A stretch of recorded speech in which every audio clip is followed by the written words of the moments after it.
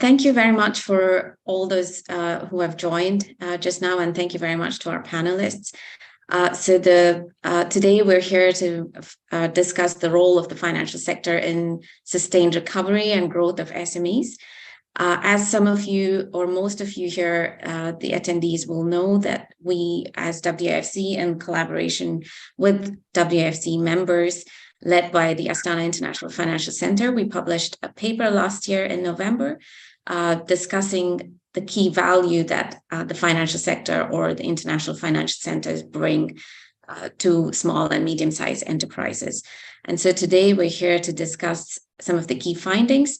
And before we go into the panel discussion and before I introduce the panelists, I want to quickly introduce you to Jochen Biedermann, who is the Managing Director of the WFC. And Jochen, we would love to hear from you some opening remarks before we kick this off.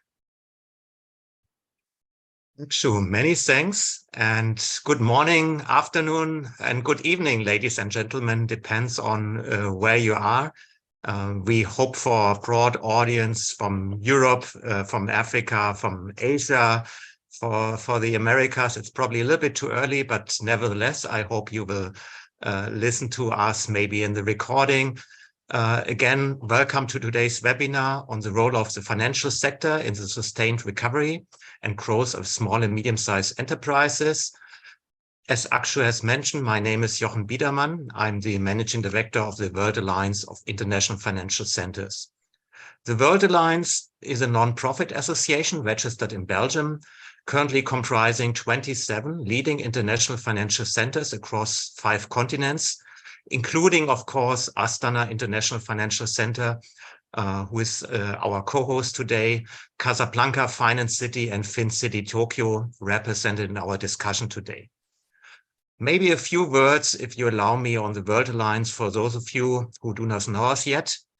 We organize collaboration between leading financial centers worldwide. We run projects together, we exchange best practices, and we jointly promote the vital role of financial centers in financing their national economies. We recently published a report on the supporting ecosystem for sustained recovery and growth of small and medium-sized enterprises, which is based on our shared experience and expertise and cross-sector partnerships provided by several of our members. And we want to discuss it today in this webinar. By the way, the paper, you can download it freely from our website. First of all, we are all aware of the crucial role of small and medium-sized enterprises in our economies. In many of our member countries, the share of small and medium-sized enterprises in the gross domestic product is over 70%, and in some countries even over 90%. However, the current global challenges, such as climate change or the disruption of global supply chains, still due to the COVID-19 pandemic, high inflation, and also geopolitical issues, have caused immense burdens on small and medium-sized enterprises, adding to the complexities already caused due to the pandemic. We want to discuss recommendations in our report to address the added complexities that SMEs face, drawing on the successful approaches from our members. For instance, in the form of regulatory measures, capacity building, and improving the financial landscape for SMEs. Generally speaking, SMEs need access to finance, but also access to competence and access to markets. This is where we as financial centers can help and have to contribute. We need to talk today about alternative financing, innovation and tech-enabled solutions, and also lowering market barriers. Last but not least, allow me to introduce the moderator of our discussion today, Akshu Kampel-Holt. Akshu already gave the introduction at the very beginning. She's the Managing Director of the AIFC Investment Office and also our Head of Member Relations. She will now introduce the other panelists. Akshu, the floor is yours. Thank you very much, Jochen, and thank you so much for offering those brief insights into some of the important recommendations, the findings of the paper. And today we have, some of the industry leaders here representing different markets around the world to provide us further insights to discuss some of the findings of this paper that was published last year. And I'm really pleased to be introducing the panelists to you. First of all, we have Nandini Sukumar, who is the CEO of the World Federation of Exchanges. Welcome, Nandini. And we have Murad Futala, who's the head of strategy at Casablanca Finance City, and Frederic Delamine, who is the head of finance at the World Alliance of International Financial Centers, and Tetsuya Inoue, who's the head of policy research at FinCity Tokyo. So I'm really pleased to be facilitating this discussion, having worked with most of you as part of this, developing the paper and also discussing some of the insights previously. It's really great to have you, Nandini, to sort of bring in that new element of how capital markets also contribute and how capital markets are evolving, how exchanges are evolving in light of these new challenges. I'm going to stop sharing my screen as we proceed into this panel discussion. If we can start off, on that note, Nandini, with you, we have had, as we've heard, these unprecedented challenges that SMEs have faced. If you like, it's a double whammy where during COVID, they had received a lot of support, but those support mechanisms or relief measures have been phased out in the last year. And also with the recent economic slowdown, the high inflation rate, I think SMEs are really facing those additional added complexities, if you like. So really, may I start with you by asking you, during this time, how has the role of capital markets evolved? And, first of all, has that evolved? And if it has, how? We would love to hear your insights into that. Can you hear me now? Thank you, Akshu. Yes. And let me start by congratulating all of you at the WAFC and on this important work that you're doing on behalf of SMEs and capital markets in general. At the WFE, which, as you know, represents over 300 market infrastructures around the world, including the exchanges and CCPs in every one of your members, we view the SME topic absolutely integral to the conversation, to the building back better that is occurring after the pandemic. And I'm happy to say after the pandemic, even though we all say that with a note of caution, we are all virtual, and that has one of the lasting impacts of the pandemic has been that we have begun to do these virtual sessions. In the old days, we'd have all been in one of your financial centers talking about this topic. As you and the paper very rightly points out, things have evolved. There has been a lot of change. And let me just take a step back and put things perhaps a little bit into context for you and your audience, for our audience here today. We believe that, first of all, SMEs are important for the ecosystem, for the capital market ecosystem. They're absolutely integral to economies and economic growth worldwide. If you need big companies, you need small companies. Both are absolutely fundamental. You can't have one without the other. You can't have growth without the other. We also believe that, in any financial sector, all your members, for example, not only do you need to think about the SME debate, you need to think about exchanges. So you can't have a financial center really without a substantive exchange, and without an exchange that is able to nourish and develop that capital market. So the two are very closely intertwined. Looking back at the pandemic, there were a couple of themes, and I'm going to choose three very briefly to give you a flavor. The first, of course, was there was enormous volatility across markets across the world. And if you were an SME, you were part of that volatility, right? You were caught by that volatility. It's a well-known fact that SME markets, SME listings often are more volatile during times of market volatility itself. The second was that capital markets, financial markets, remained open for fundraising during the pandemic stress conditions. So if you were an SME that was listed on an exchange, you were incredibly lucky because you had source of funding that you could tap. Markets were open, markets worked very effectively. For many issuers, it was the difference between life and death. If you could go to the market, you could tap those markets for funding, and indeed, you were able to raise it very quickly. So that's something for all of us to hold on to. And the third was, there was a lot of support and understanding, both in national governments, as you mentioned, but also within the exchange community, the SME lists on, that this is a time to be as constructive as possible, as helpful as possible. So what you saw many governments coming forward with measures for relief for issuers, whether we're talking about the way, we all pivoted into hybrid AGMs, virtual AGMs, actually, the way that, reporting standards were relaxed to allow companies, some bandwidth to do that, etc. And the exchanges worked hand in hand to support those measures and to support the SMEs so that people could both meet their listing obligations, but also communicate in a timely and effective way. So where are we now?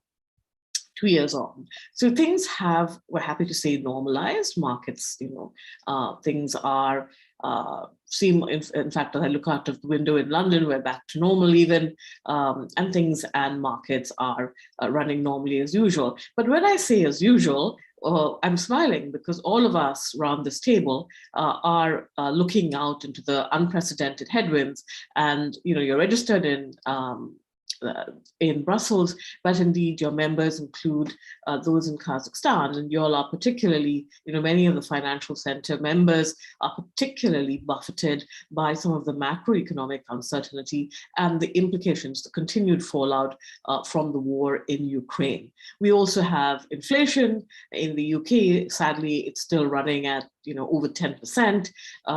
We have a looming recession, and we have really very an expectation for a severely depressed environment. So where do we go from here? I mean, the first is that there is a recognition that if you are, I think there's a greater recognition now than there was before, that if you're a listed SME, you are in a great place to raise capital. And I think that's a profound learning that's come out of it. The second is that as we look around the world, I mean, there's always a lot of excitement around technology. Technology is the lifeblood on which, the oil on which markets run now, including exchanges. And I think it's a great opportunity if you're an SME, especially in the tech space, to come to market, and take advantage almost of that renaissance, if you like, that feeling that now is the moment for technology companies. But that is not an unmixed blessing. You have in the US, the fallout from FTX, and that is only just beginning. If you like, there'll be more. So where do we go from here? I think that there is an optimistic future. We speak always of challenges. Where there's a challenge, there's an opportunity. That opportunity is to take those lessons learned from the pandemic, look at some of the findings from your SME report and come forward boldly into action. Let me pause there. Thank you, Nandini. If I can quickly have a follow-up onto that, because you mentioned tech, and also, what we've seen during the pandemic is really a growth of alternative financing, especially in the area of fintech and other online alternative financing, which forms a really important source of capital for SMEs. And this has a further potential to grow. And how can capital markets leverage this potential? Maybe very briefly. Will be very brief. Indeed, it's this whole, the concept that crowdfunding and all these, cool things that are happening now where you can tap.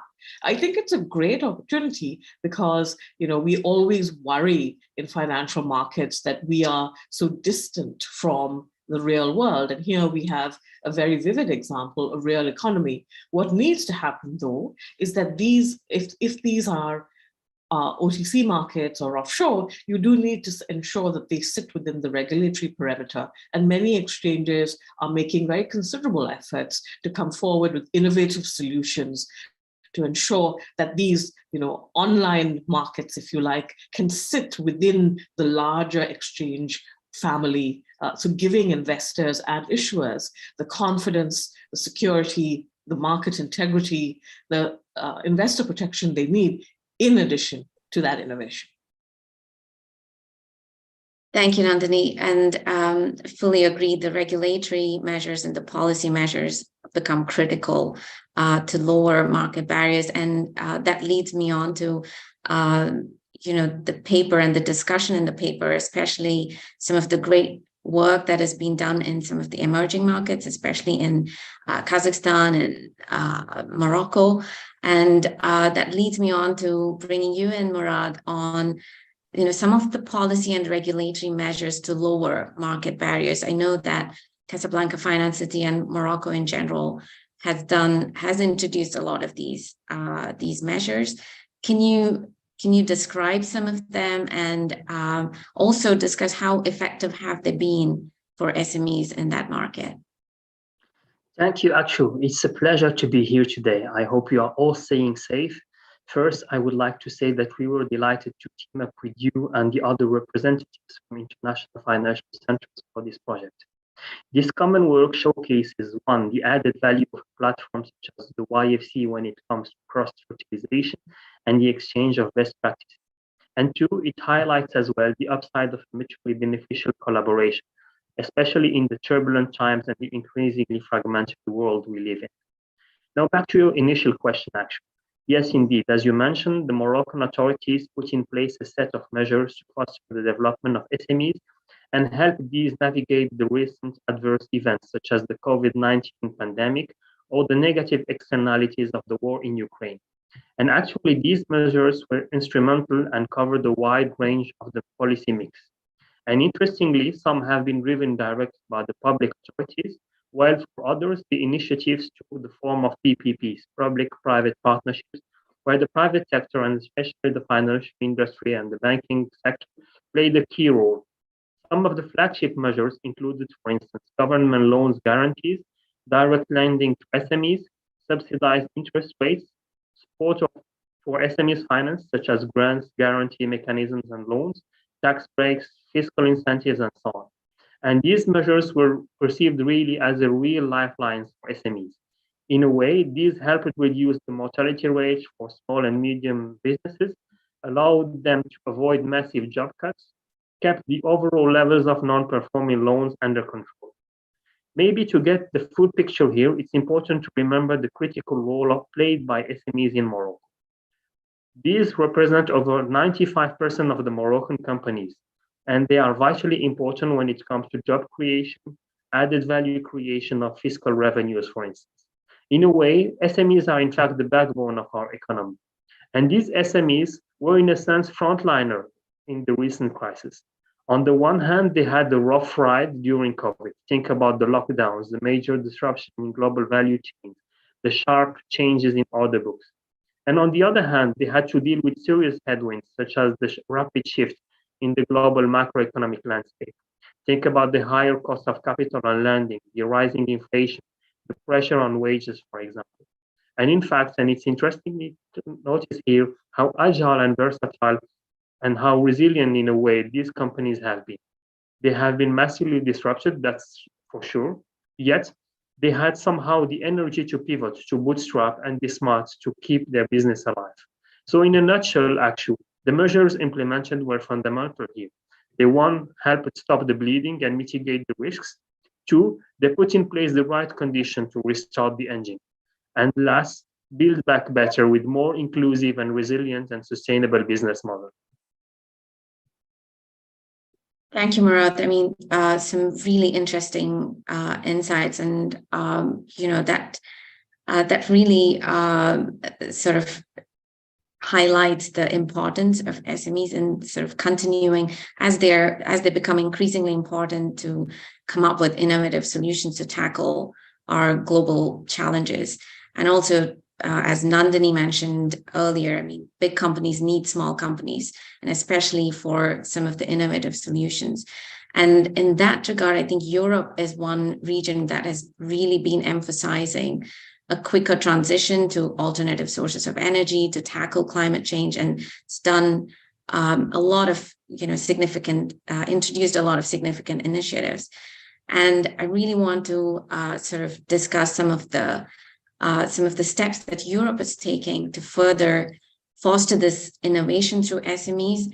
And Frederic, can I bring you into this discussion to talk about some of the steps that you're seeing that is being handled in Europe to tackle or to address sort of the quicker transition to energy, to alternative sources of energy and climate change?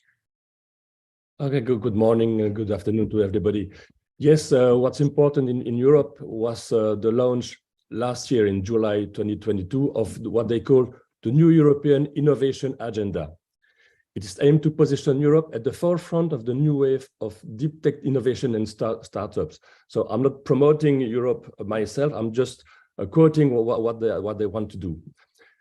This agenda wants to help Europe to develop new technologies to address the most pressing societal challenges and to bring them onto the market.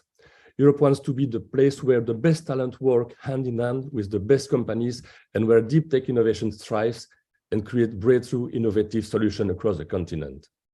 So this new European Innovation Agenda will have 5 major chapters, I would say. First, they want to improve access to finance for European startups and scales up, for instance, with the mobilization of untapped source of private capital and simplifying listing rules. So this is something that should please Nandini. If we can help the SMEs to go public, it's something good for the development of financing of SMEs. And I'll come back to this later. Second point, they want to improve the condition to allow innovators to experiment with new ideas through regulatory sandboxes. This is something very important if we want to promote innovation, to adapt the regulatory system to allow companies to do things that are innovating. 3, Europe wants also to create regional innovation valleys that will strengthen and better connect innovation players through Europe, including in regions lagging behind. I think this is also the promotion of innovation, but also the promotion of cooperation between the various regions of Europe. 4, we want to attract and retain talent in Europe, for example, by training 1 million deep tech talents, increasing support for women innovators, and innovating with startup employees stock options. So this is the importance of talent management. You can see the very ambition to train 1 million deep tech talents. And 5th and last point, Europe wants to improve the policy framework through clearer terminology, indicators and data set, as well as policy support to member states. And I see this as a recognition of the complexity of the management of innovation, but I think it's definitely very, very useful. So concerning the financing of SMEs, I would like to stress 2 points that have already been addressed. First, an important aspect of European agenda is the ambition to direct at least 10 billion euro to concrete interregional innovation projects, including deep tech innovation for key EU priorities. In particular, the European Investment Fund will continue to fund private equity funds. And I think it is a very efficient way to finance SMEs. SMEs need equity, but access to capital market is more and more difficult, even if stock market introduce some entry market. But so the development of funds that develop an expertise in some specific fields is the right approach. It is what is called smart money. So not only providing companies with money, but also with advice. And we also touched about this point earlier. An attractive alternative to fund SMEs is the crowdfunding, but mainly in the form of crowd lending. So not providing equity, but providing loans. By definition, the shares of SMEs are not liquid, contrary to bonds. And if you buy a bond, after a couple of years, you get your money back. And in Belgium, crowd lending has been very fashionable and allowed investors to earn decent return, which was quite appreciated when interest rates were close to zero. And so as a final point, I would like to end with a very positive note for SMEs. I would say that the vision and ambition of many young professionals have changed. They are much more likely to prefer a job in a young, innovative startup even for a lower salary, rather than to work for a huge multinational company. And I think this is a key factor for the development of entrepreneurship. So this is a positive factor. So this Thank you, was the Frederic. situation for the innovation in Europe. Yes. Yeah, thank you. Thank you. Really great insights. And I think a lot of lessons that can be learned. I think some even emerging developing markets have already done a few things like Sandbox, but there are a lot of initiatives I think we can really pick up from what Europe is doing. And, great lessons that we can all pick up on. I can see that there is so much focus on transitioning into green economy, not only in Europe, but just generally. And I do want to maybe later on touch on, you mentioned, Frederic, capacity building in order to build that area, and also the risks that is caused by doing that, some greenwashing, which, perhaps later, Nandini, if I can ask you. But before that, I do want to bring in Tetsuya, looking at the project that FinCity Tokyo has recently introduced under the World Alliance of International Financial Centers, and very much on the theme of looking at global supply chains and not necessarily viewing SMEs in isolation, but looking at them in a broader context as part of the entire value chain. So having introduced this new project for supply chain finance, can you, Tetsuya, just offer some remarks on what this project is aiming to achieve, and what outcomes can we expect from this? Yeah, thank you very much for providing me the opportunity to briefly explain our introduction of a new research project on supply chain finance. First of all, I would like to appreciate all the efforts to compile this outstanding report on SME finance. Based on the recommendation of a holistic approach, FinCity Tokyo, as the new chair of YFC, has launched the new research project on supply chain finance. The management of supply chain is in transparent and efficient manners, both domestically and internationally, has drawn much attention globally in recent years. While it will be related to broad range of issues of ESGs or national securities or something like that, we would like to focus on its functions for green transformation. Because we think that the prevention of global warming is a common challenge across the members of the YFC. Moreover, exploring the roles of financial services and financial markets could contribute to the presence and significance of respective financial centers that could enhance collaborations among them. These are the reasons for choice of viewpoints. During the course of our research projects in coming months, we are going to discuss with interested representatives of the global financial centers and domestic stakeholders on major challenges for enhancing functions of supply chain finance for green transformation, and identify some set of concrete proposals. Based on a preliminary report, research, issues of collection of process of relevant data, and utilization of emerging or innovative financial services may be the key aspects. For achieving the goal, we should also clarify what kind of players should take responsibilities to enhance the functions. In fact, some of the issues may be solved by modification of regulations, but others may be overcome by changes of private practices. In addition, we are of course aware that specific set of challenges diversify across the members of the YFC as the condition of financial system considerably differ. For example, reduction in dependence on informal finance may be a crucial challenge for some centers, and digitalization of trade finance may be required for other centers. This is the reason why we plan to organize a financial report as two-tier structure, consisting of the chapters of common issues or common challenges, and those of the chapters of issues specific to some financial centers. With such framework or a two-tier structure, the report would appeal to the international financial community and would function as an input or important material for concrete proposal in respective centers.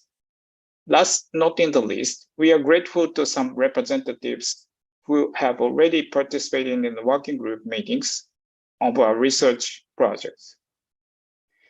But that said, we would like to encourage other financial centers to join the project because I hope all of you could find or identify the relevant set of issues to your specific challenges. Thank you very much. Thank you, Tetsuya. I mean, I've had the privilege of attending a few meetings and discussions of this new supply chain finance, and thank you for the insights. But I think one of the key things that has also, of course, can't be discussed at length here, but is really at the core of it is to enhance investments in green transformation. But also, I think what we've touched on briefly is some of the risks that it poses, especially if SMEs are viewed in isolation rather than as part of the entire value chain. And we hear increasingly about greenwashing and also the risk of ESG as a term being misrepresented by companies or even arguably misleading to some extent. So Nandini, if I can have another question to you, please. How is this currently being tackled within the capital markets or generally in the financial sector? And in your view, do you think introducing higher levels of scrutiny will help in addressing this? That's a great question.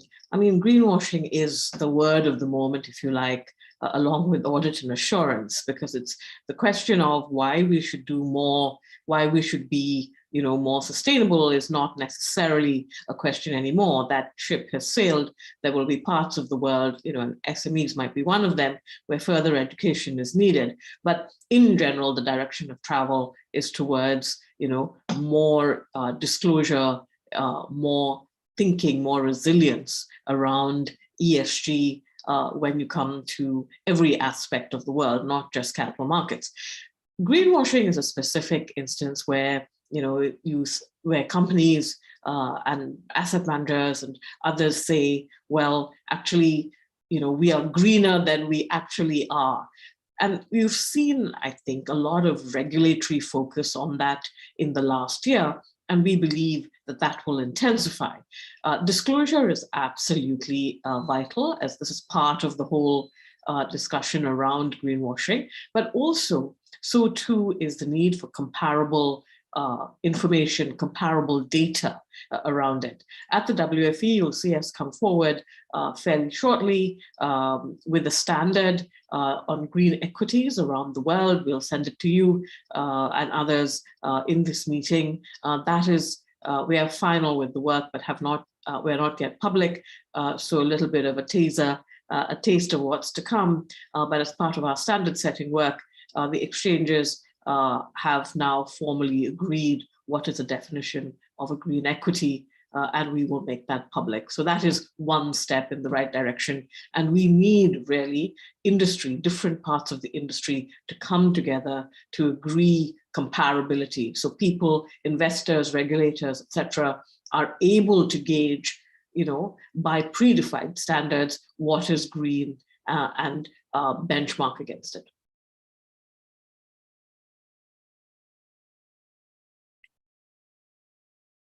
Thank you, Nandini. Really, really great to hear that, the steps that have been taken in the right direction. And we look forward to receiving that once the paper on green equities or the standard on green equity is released.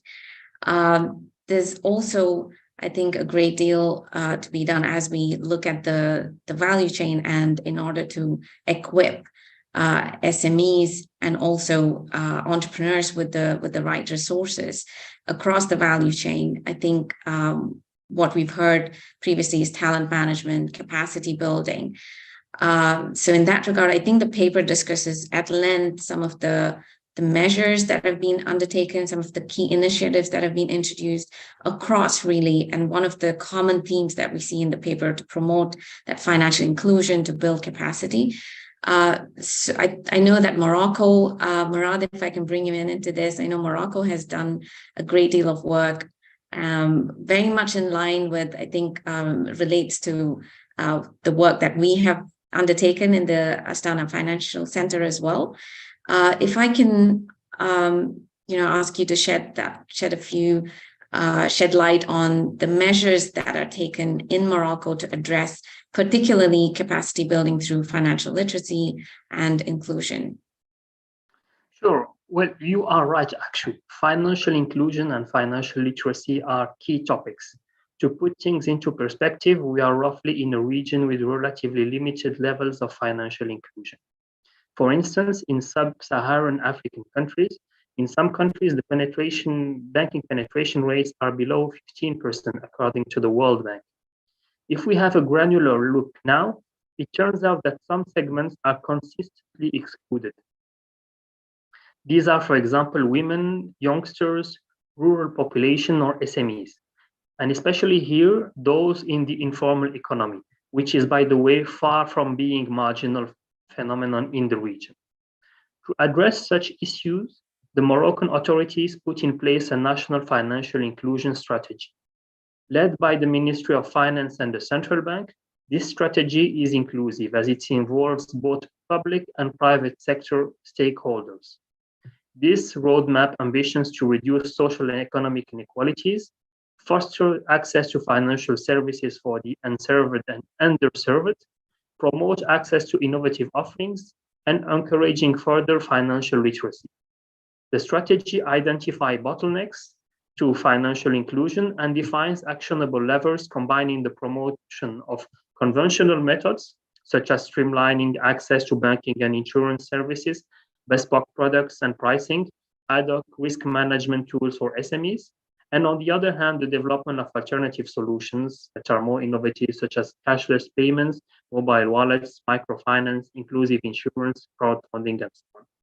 It's worth noting as well here that a dedicated governance has been designed to periodically report on the KPIs, monitor progress, and realign the priorities. I would like as well to share with you some insights on the Foundation for Financial Literacy that has been set up by the Moroccan authorities to accompany such ambitions. It took the form of a non-profit organization whose mission is to disseminate financial literacy and strengthen the financial skills of the targeted audience, general public, households, and businesses. These objectives include promotion of principles and good practices related to financial education and literacy, raising awareness on a broader financial products and services, including banking, credit, insurance, personal finance, savings, and so on, and contributing to the overall well-being and financial resilience. The foundation works on the integration of financial literacy modules in curriculum of university schools, as well as vocational training. These are, for example, financial guides, simulators, e-learning platforms, serious game, and quizzes. It's also dedicating effort to the promotion of entrepreneurship and supporting startups on matters that are related to their financial management, business planning, budgeting, tax, risks, treasury management, and so on. Recently, the foundation signed a partnership with domestic banks and Chamber of Commerce to extend its reach to micro-entrepreneurs, or people with low income generating activities, as well as women and rural population.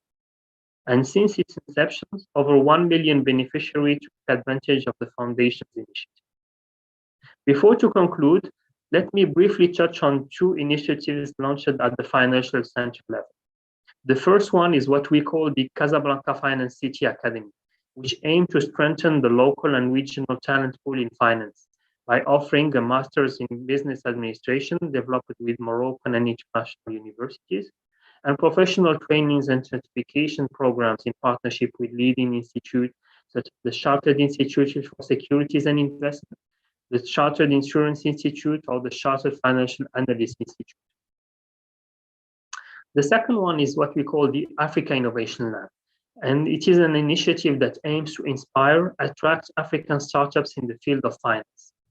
The lab hosts multiple initiatives such as conferences, tech talks, podcasts, and bring together protagonists from the tech and finance ecosystems in Morocco and beyond. And as part of the lab's first incubation program, 8 fintechs have been shortlisted to take part in an 8-month acceleration bootcamp.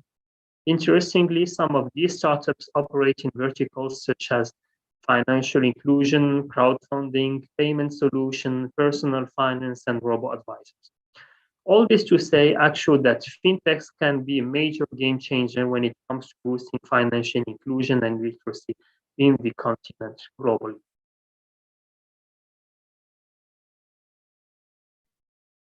Thank you, Murad. And, as part of the AIFC in Kazakhstan, very, very similar, I think, in this market as well, that resonated with me personally, and I'm sure with colleagues who are attending that.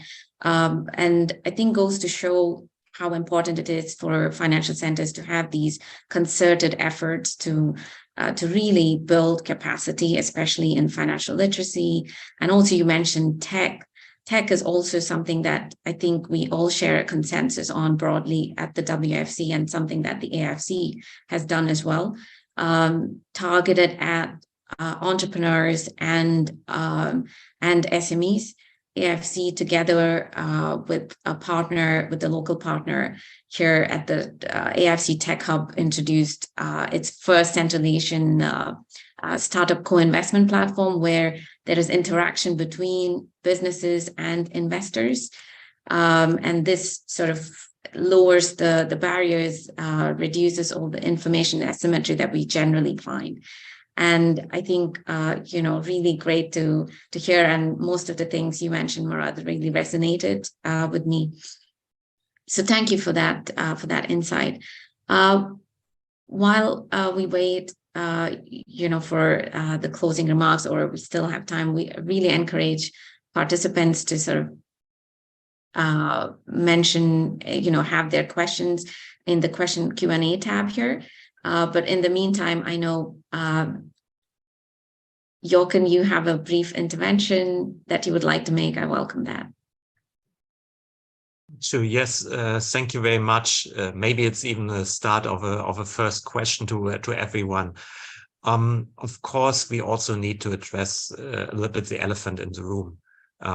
All work which has been described over the last half an hour is essential. It's very important, but nevertheless, we have a huge financing gap. We all should be aware of. This is we need to finance in the transition to net zero. All our countries have set slightly different targets, whether it's 2050 or 60 or whatever. And small and medium-sized enterprises have to shoulder, a large chunk of this cost, right? So I think will be many trillion US dollars worldwide. SMEs have to invest into that transition. And we also know that in many countries or many regions, banks cannot be the only source of financing, because rightly we have restriction for bank lending, Basel II, Basel III, you name it. So they are limited. Of course, we could try to recapitalize banks or increase their capitalization so that they can lend out more money, but it's also not easy. We also know that capital markets can only address, let's say, the higher segment of SMEs, or the higher needs of funding. Nandini, probably you know better numbers, but I would say 50 million US dollars and higher. Depends on, of course, the products, whether it's shares or bonds and so on. So we have some alternative financing, some platforms which also can give out loans of €1 million, US dollar, whatever, but they're still small. So there's still a huge gap, I would say.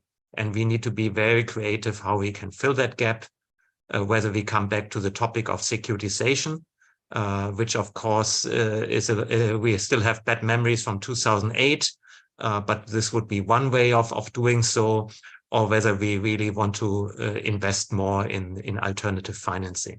And I would be interested to hear your opinion on this. So let me go first, if I may. one of the things actually, it was a conversation I had relatively recently at the start of this year with a big regulator, and we were talking about private markets and public markets, you know, and the nexus and the relationship, the intertwined relationship between the two, because those two are complementary, you know. So you need one and you need the other, and both need to thrive for the overall health of the ecosystem. And this goes directly to your question, if you like, right? And one of the things that came up in conversation, because public markets embrace private markets, right? It's not that it's an either or conversation. It's a more for everyone conversation.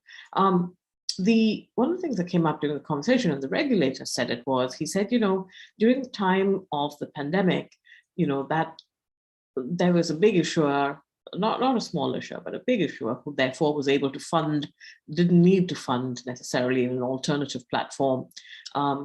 They came and they were able to raise a very large amount of money. There was an airline in a short space of time. And the regulator said to me, you know, that issuer will for the rest of their life, hopefully always remember what the public market can give them. It was the difference between life and death for them. And I think it's really important when you think about questions like this, it's to ensure that the balance of incentives is tilted appropriately. You know, we absolutely have to be creative, because the conversation here is about SME markets. They don't need $500 million. They don't need 20 billion financing. They need a couple of 100,000, couple of thousand sometimes. And I think that there is a misnomer that exchanges are too big to give that to them. And that's not true. You know, exchanges are very keen to operate in this ecosystem, because the exchange is fundamentally motivated to nurture a small company, because from small companies today come the mid-sized companies, large companies. It's part of the fundamental mandate of an exchange. So these kind of alternate sources of lending, they should remain, but we should be careful that they sit within the regulatory perimeter. You know, and exchanges should be allowed to operate them, because one of the things that we find as an industry is that people don't want exchanges to operate alternative sources of funding. They're like, no, you're the exchange, go off and operate the exchange, and then we'll have a crowdfunding platform that isn't regulated, that will operate the other. And it's not as black and white as that. So in thinking about this issue, we need to be creative with the structures that we have so that you sit within the regulatory perimeter. The retail investor, the small issuer is the one that lacks the most confidence, you know. They're the ones, once burnt, will give up because they don't have, you know, that bandwidth, that support, that machinery running in the background that enables them to understand that they got unlucky or whatever, on one occasion. So it needs to sit within the regulatory perimeter, and it needs to be creative. It needs, I'm not suggesting a one size fits all, but this kind of this kind of mantra that, you know, somehow alternative sources of funding are the answer. I think it's not the right approach. It needs to be, how can we all get to a place where there are different sources of funding across the value chain that work for all? Very interestingly, in preparing for this session, I looked across our ecosystem, and in every market, apart from one, alternative sources of funding grew. And that one was China, because China has had a huge crackdown on alternative lending because of retail fraud and general fraud, right?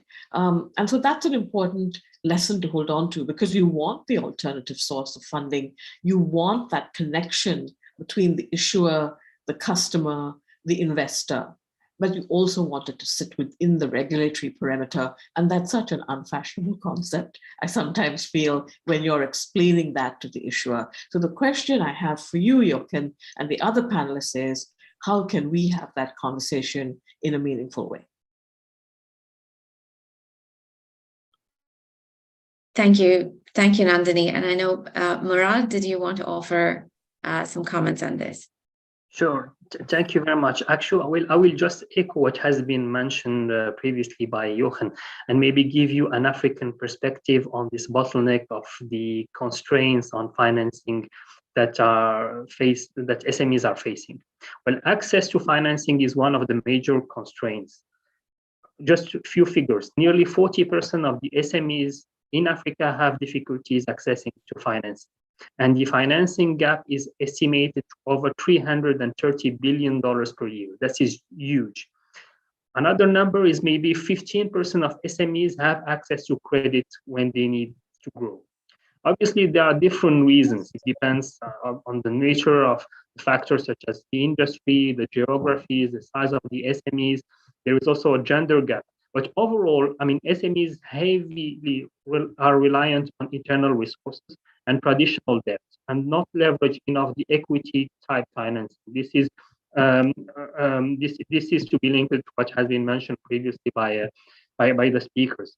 But overall, you see, SMEs are perceived as to be riskier. They have a fragile corporate governance. They are lacking the reliability, the data, the bureau credits, and there is a missing middle financing gap. However, just to put it also into an overall picture, access to financing is clearly a constraint, but it's not the only one. In Africa, I mean, there are also lacking the access to markets, maybe often access to talent.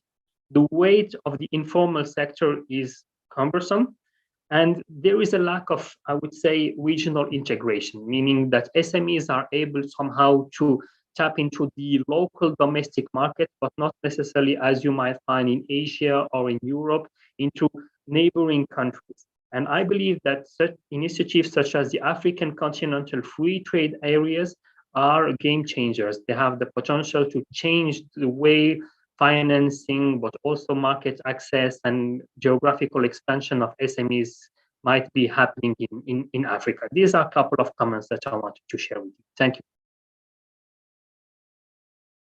Thank you, Murad. And what we're hearing from you, Nandini, is really that cross-party collaboration that's needed, and not necessarily just, the onus is on, I think, that cross-party, bringing the regulators, the financial institutions, the banks, private sector.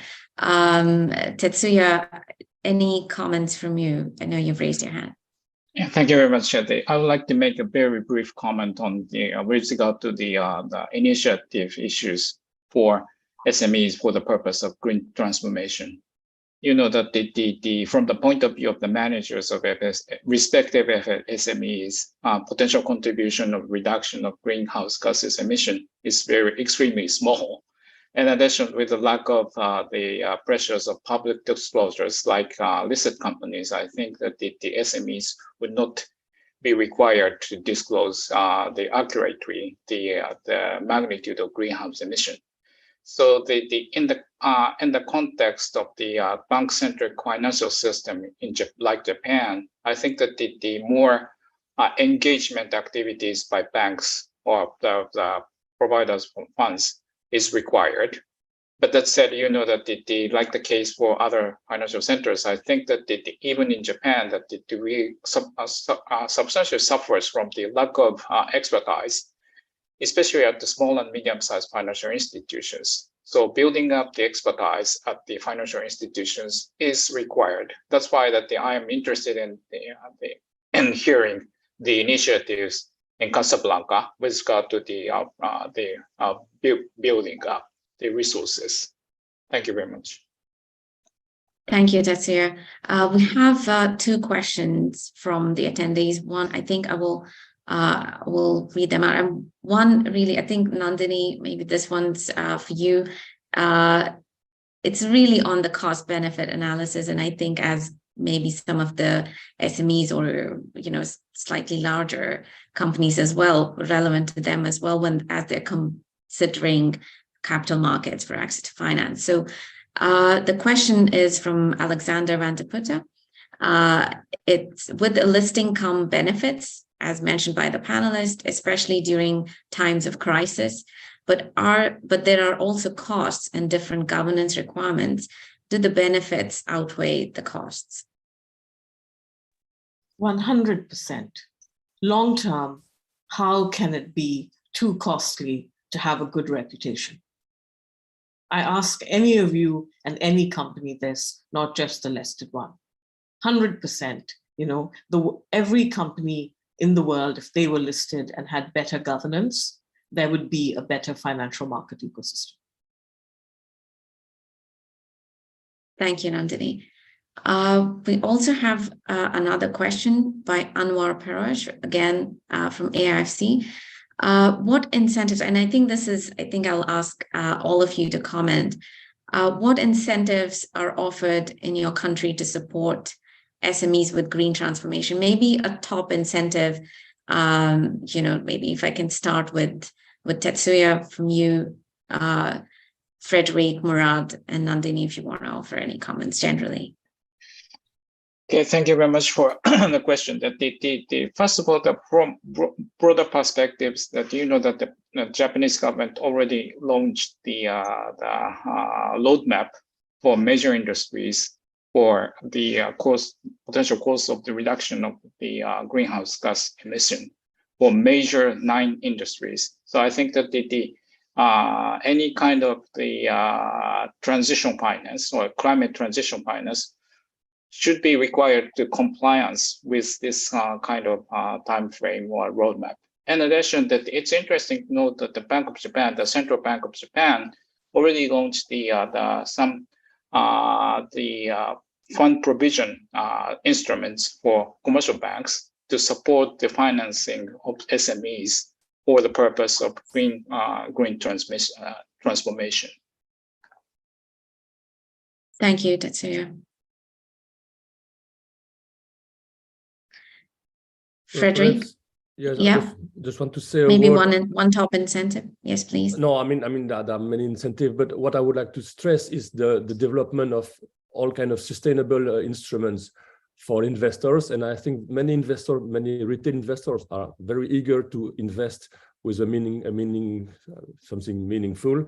And so we see all asset managers proposing all kind of instruments for people who want to invest in some specific area.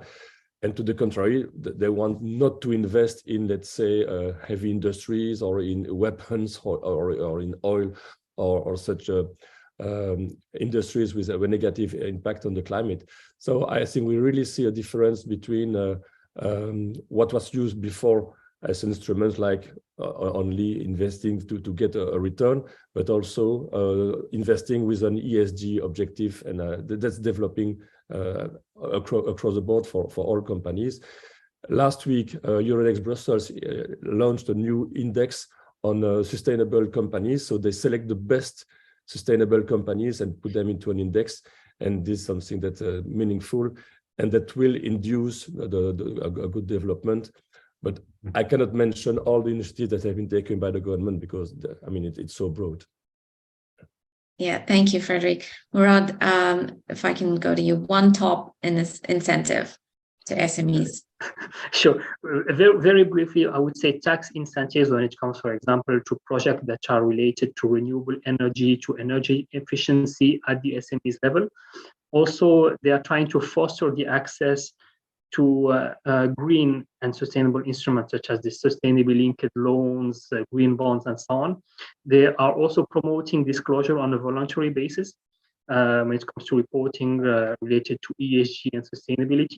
And last but not least, the Casablanca Stock Exchange launched the tracker, an ESG index following the 10 greenest stocks in the Casa Stock Exchange. These are some of the, in a nutshell and very briefly, the elements and measures.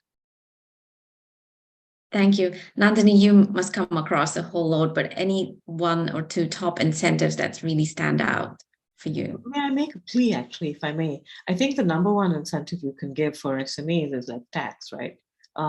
Just going back to the question about cost, which always comes up. So there's cost, so you need to have incentives, otherwise you will never have companies listing.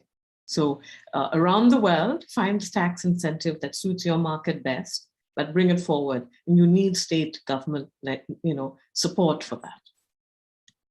Thank you, Nandini. And if I can provide some insight into some of the initiatives, especially targeted at green transformation that Kazakhstan and in particular at the AFC that we've undertaken, I think it sort of touches on both listing as well as green. So firstly, for SMEs, it's seen as a burden to issue any green bonds because of the requirements for additional sort of external verification and ongoing monitoring and additional disclosure requirements.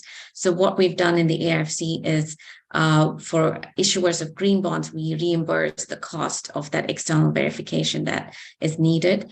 And also we've introduced a new segment, a market segment called the regional equity market segment, which has relaxed requirements, especially targeted to regional SMEs. So I think these are the two things that really stand out for us in the AFC, and we've seen that uptake increase in the recent years once we've introduced that.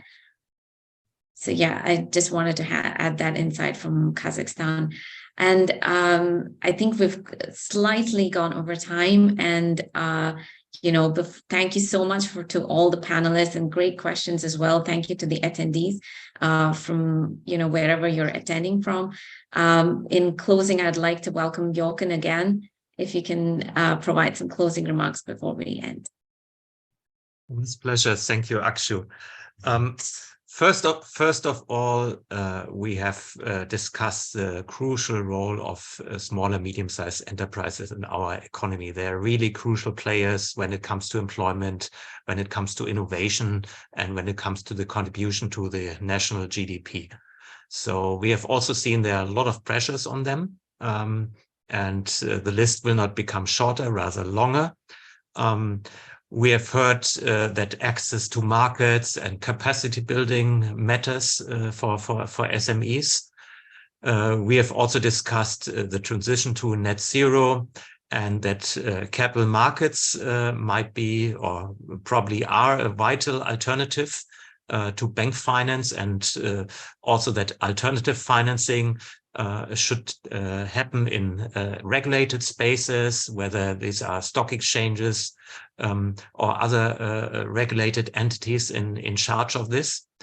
Then we have heard about the new project of the World Alliance on greening the supply chains, which probably will also be the topic of one of our next webinars.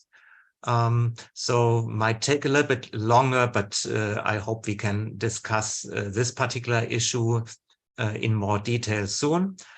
And yeah, finally, first of all, let me thank our moderator, Akshu. Thank you very much for having us. Let me also thank the colleagues from Astana International Financial Center, our co-hosts of this webinar, for preparing everything. We all know this is a lot of work. And let me thank also again all panelists, all speakers here. Thank you for taking the time, the audience for listening to us. And if you want to hear certain parts of this webinar again, a recording will also be available on our website very soon. So yeah, thanks to everyone, and hope to talk to you soon again. Thank you very much.